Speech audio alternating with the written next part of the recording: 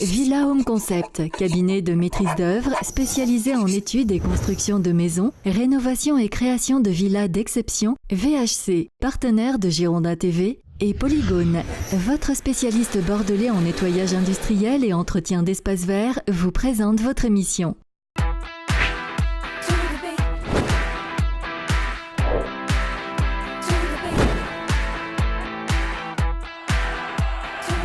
Bonsoir à tous, bienvenue dans le Clubhouse de Girondin TV, ravi de vous accueillir pour ces 35 minutes d'information en marine et blanc. Que se passe-t-il ce soir au théâtre de Girondin TV? Retour sur la 14e journée de Ligue 1 avec le point du match nul obtenu par les Girondins de Bordeaux. C'était en Bretagne samedi soir. À nos côtés pour décrypter et analyser tout ce qui s'est passé au long de ces 93 minutes. On va compter le temps additionnel.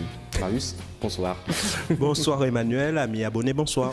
Sur les réseaux sociaux, vous avez été nombreux à vous exprimer. La porte-parole, justement, de tous ces supporters, c'est Roxane. Bonsoir Roxane. Bonsoir à vous deux et bonsoir chers amis abonnés. Bonsoir Roxane. Et pour être tout à fait complet dans cette émission, nous reviendrons sur les conférences de presse d'après-match tenues par Francis Gillot et Philippe Montagnier. On s'intéressera aussi à l'équipe réserve des Girondins de Bordeaux, l'équipe de CFA, qui, elle aussi, a fait un partout à domicile au Stade Gallin face à Saint-Malo. Sous les yeux du président Jean-Louis Trio. Exactement. On reviendra donc sur le super but, notamment marqué par Johan Barbet. Exactement, le défenseur central.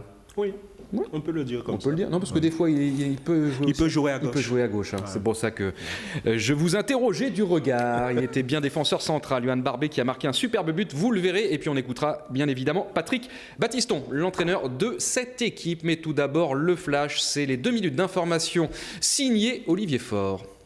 Bonjour Emmanuel, bonjour à tous. On revient bien sûr sur le match nul des Girondins de Bordeaux. C'était ce samedi du côté de Rennes. Un but partout, un superbe but signé Cheikh Diabaté au classement. Rien ne bouge pour les Girondins puisqu'il reste 12e à seulement 3 points du 6e Saint-Etienne. Le prochain match pour les Girondins de Bordeaux, c'est bien sûr ce jeudi soir avec la réception de Francfort à Chabandelmas.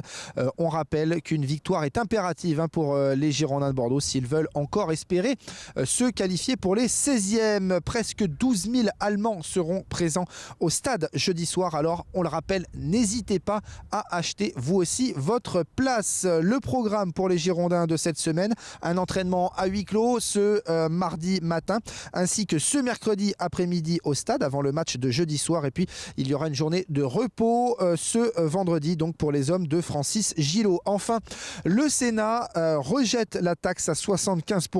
Le texte a été examiné hier donc par les sénateurs. Il doit être étudié par l'Assemblée nationale. Affaire à suivre. Voilà pour l'essentiel de l'actu, Emmanuel. Voilà donc pour le flash d'information signé Olivier Faure, d'un Z qui veut dire fort. Ça n'a rien à voir. Marius... C'était pour vous mettre un peu dans le monde. Hein, exactement. Du euros, mais... Oui, il y a aussi, il y a eu une entame de match aussi tonitruante que cette émission samedi dernier face à Rennes. On ne s'est pas ennuyé, beaucoup d'occasions. On va les revoir et ça commence dès la première minute avec une alerte très très chaude sur la cage de Cédric Carasso. Alors ça part côté droit avec ce centre de Kadir. Et je vous laisse commenter, Marius. Petit cafouillage. Et là, la frappe de, je crois, c'est Alessandrini est trop enlevé. Oui, c'est ça. Pied gauche. Pour inquiéter Cédric Carasso. Voilà.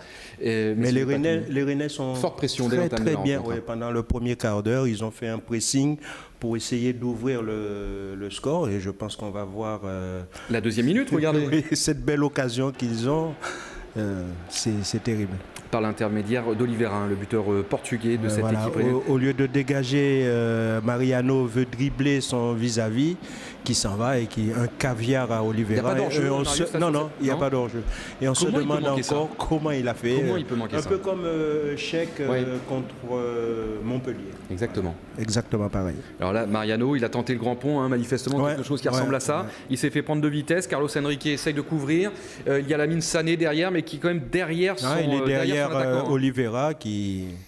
dans ce premier quart d'heure, a beaucoup pesé sur la défense girondine. Et premier quart d'heure et même jusqu'à la 28e minute. Oui, regardez, à la 28e minute, cette frappe, justement, de la recrue rennaise. Voilà, on est côté gauche. Là, il fait quelque chose de... Voilà.